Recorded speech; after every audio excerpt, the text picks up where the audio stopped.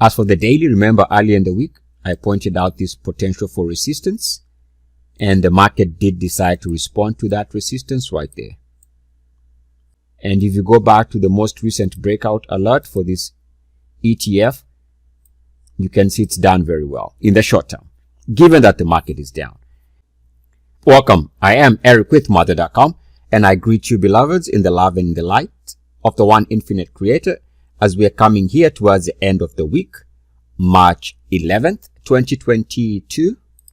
This is how markets are looking to close, maybe. And we'll take a look in this video, take a look at BTC for sure. All right, let's begin with the summary for the week. We have about 50 minutes before the end of US market trading. And let's begin with the NASDAQ here. We can see for the week, the NASDAQ currently down about 2%.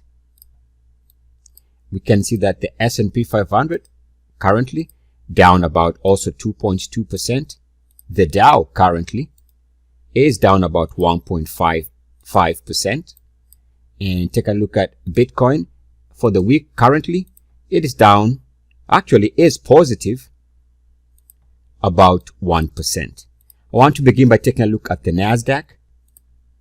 And right off the bat, what I can see here is we are still continuing to form that look where we previously had this crossover in April, May of 2020 before the market went on this historic run. And we've already formed that bearish crossover look. So we are still within that construct of a market that net has a bias to the downside. Now remember, in this period here, we've had some big up days, but you can see those up days pretty much have not held, and we are trading right there, very close to the lows for this year.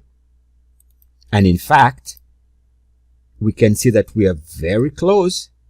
If I draw the line right there, we are very close to the lows based on this intraday lows here from February of 2021.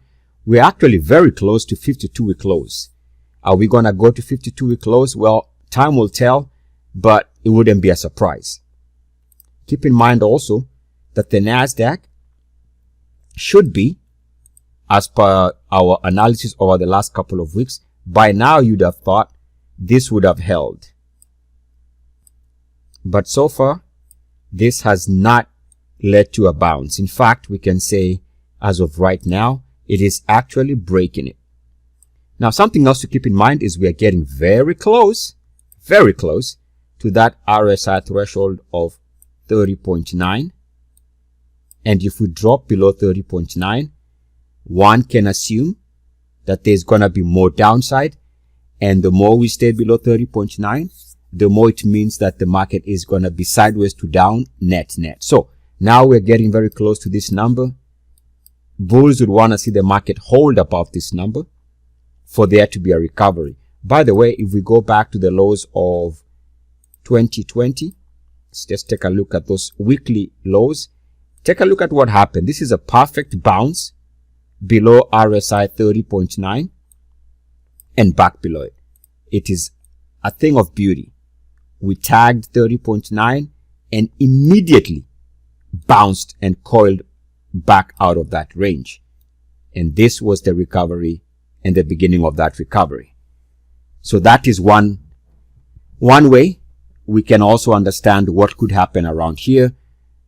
A uniform activity bounce around here could lead to the market eventually moving higher. Now, it could be that the market stays below 30.9 if it gets there, and that's going to be a different story, more of a bearish situation, a bearish climate, if the market stays below 30.9 on the NASDAQ weekly chart, or if it bounces around this RSI 30.9 level, just like it did here.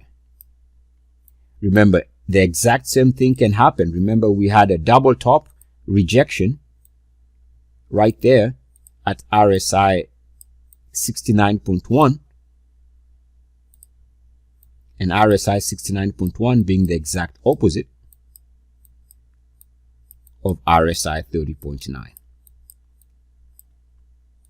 Of course, you add the two and you get 100. So